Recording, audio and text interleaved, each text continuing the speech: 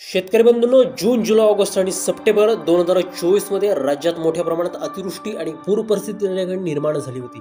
यामुळे सुमारे 27 जिल्ह्यांमध्ये 26 लाखांहून अधिक शेतकऱ्यांचं त्या ठिकाणी शेतपिकांचं नुकसान मोठ्या प्रमाणात झालं होतं.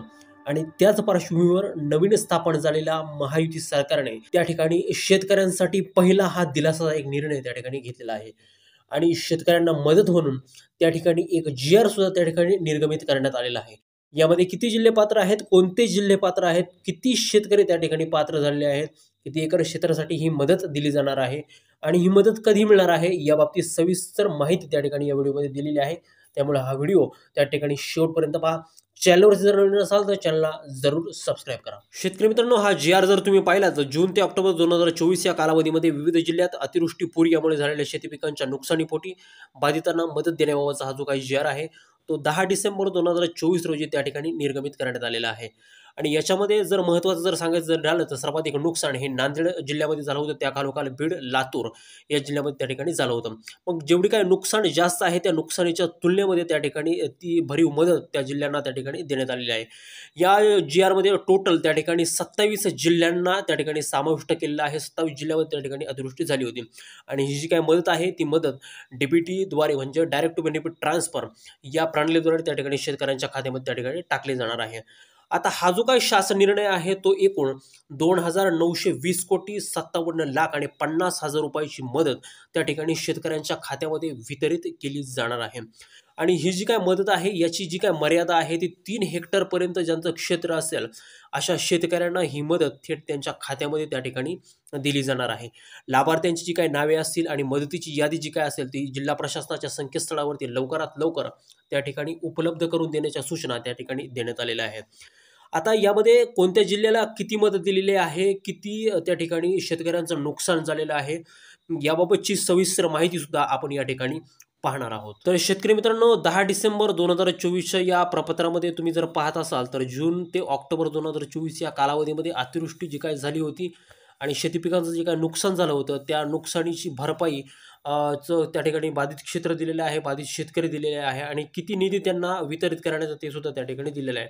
मग पहिला विभाग जो काय आहे तो छत्रपती संभाजीनगर आहे. त्यामध्ये जालना असेल, हिंगोली असेल, नांदेड असेल, बीड असेल, धाराशिव असेल, परभणी असेल, त्या ठिकाणी हिंगोली असेल, नांदेड असेल, बरोबर. हे जे काही जिल्हे आहेत त्यामध्ये कुठल्या कालावधीमध्ये नुकसान किती झाली होती तर त्याबाबतचे हे त्या ठिकाणी अपडेट्स दिलेले आहेत. तर मग याच्यामध्ये सगळ्यात जास्त नुकसान जी काही झाली होती ती नांदेड जिल्ह्यामध्ये झाली होती आणि नांदेड जिल्ह्याला त्या ठिकाणी 812 कोटी रुपयांचा निधी हा त्या ठिकाणी वितरित करण्यात येणार आहे.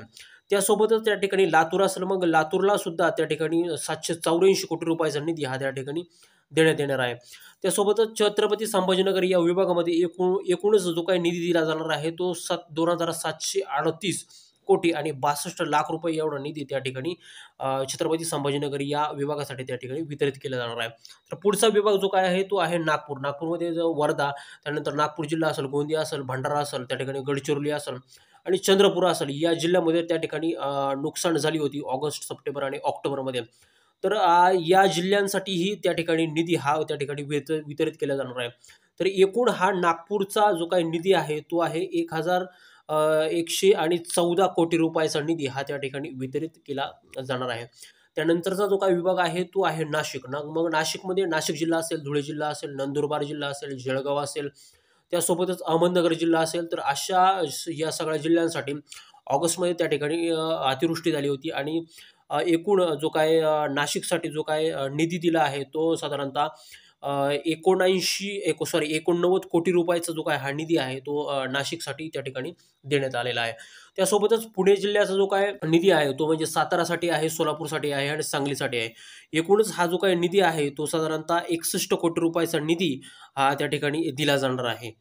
तर असा एकूण जो काही निधी आहे तर राज्यामध्ये तर 2,920 कोटी 57 लाख आणि 50,000 रुपयाचा एकूण निधी हा त्या ठिकाणी शेतकऱ्यांसाठी लवकरात लवकर त्या ठिकाणी वितरित केला जाणार आहे.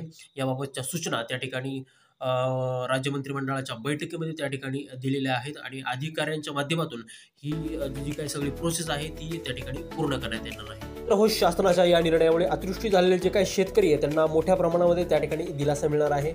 अधिक माहिती जर या बाबतीत तुम्हाला जर हवी असेल तर तालुक्याचे जे काही कृषी अधिकारी किंवा कृषी सहाय्यक आहेत त्या ठिकाणी संपर्क करायचा. त्याचप्रमाणे तुमच्या गावात नुकसान भरपाईसाठीच्या ज्या KYCच्या याद्या ज्या आल्या असतील तर त्या ठिकाणी कमेंटच्या माध्यमातून आम्हाला नक्की कळवा. हा व्हिडिओ जर आवडला असेल तर व्हिडिओला लाईक करा, तुमच्या मित्रांसोबत त्या ठिकाणी हा व्हिडिओ शेअर करा. चॅनलला अजून जर सबस्क्राईब केलं नसेल तर सबस्क्राईब करा. भेटूयात पुढच्या व्हिडिओमध्ये नवीन अपडेट्ससह. तोपर्यंत मित्रांनो, धन्यवाद.